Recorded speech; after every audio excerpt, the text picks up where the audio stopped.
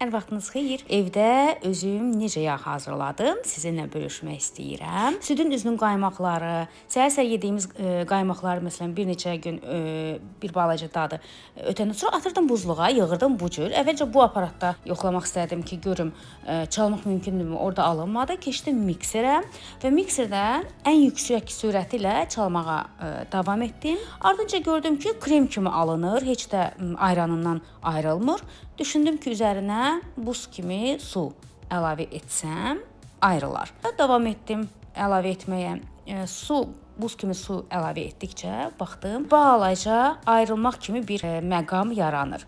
Elə mən də düşündüm ki, mikser qabını qaymaqla birlikdə bir balaca soyuducuda saxlayım. 1-2 saat qaldı və çalmağa başladım və nəticə bu cür. Gördüyünüz kimi çox rahat bir şəkildə artıq ayrandan ayrılmağa başladı. Bu da yağ hissə. Və davam edəcək təbii ki, buzlu su ilə və üzərinə buz da əlavə etmək olur ki, mən buz əlavə elədim. Daha yaxşı yağlar birləşsin, ayranından ayrılsın və belə yoğururuq. Buzlu suyun içində yoğururuq. Ta ki ayranı bacardığımız qədər ayranını çıxardana qədər bir neçə dəfə bu cür buzlu sudan suya dəyişmək mümkündür. Bu yağı artıq demək olar ki, hazırdır. Bu yağı səhər-səhər də nuş etmək olar.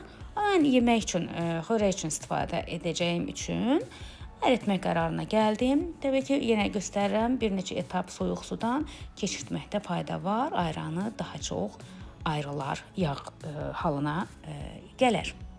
Və gördüyünüz bu halda əllərim isti idi deyə artıq əriməyə başlamışdı əlimdə və qazana qoydum, əritməyə başladım.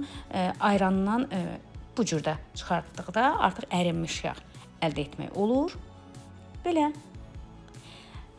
çox ləzzətlidir. Bilirik ki, öz əlimizdə hazırlanandır, təmizdir. Siz də yoxlayın.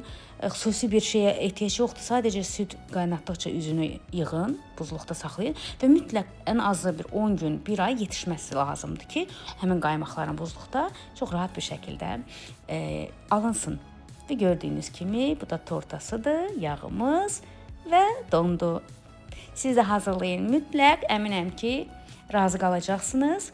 Öz təcrübələrimdən bölüşüm. Bir dəfə hazırlamışdım, amma mikser ağlıma gəlməmişdi. Su bidonundan qolumda çalxalamışdım və çox çətin idi. Sonradan mikser ağlıma gəldi və mikserlə daha rahat oldu.